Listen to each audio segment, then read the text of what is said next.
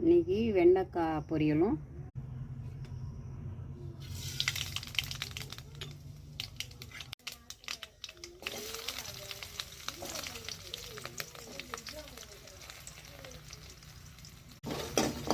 இப்போ வெண்டைக்காயை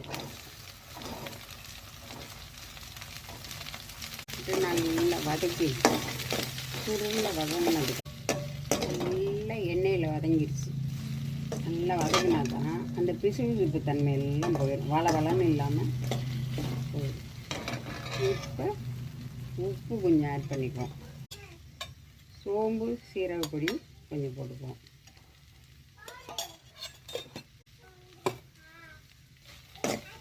காரத்துக்கு தான் மிளகாய் போட்டோம்ல, அதனால் சோம்பு சீரகப்பொடி உப்பு மட்டும் போட்டால் போதும். இதையும் நல்லா சேர்ந்து நல்லா வதங்கிடுச்சு.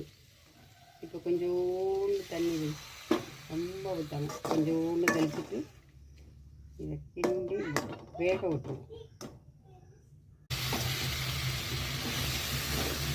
தண்ணி பசு ஈரப்பசு. இப்போ கொஞ்சம் தேங்காய் பூ போட்டு அவ்வளோதான், ஆஃப் பண்ணிடலாம்.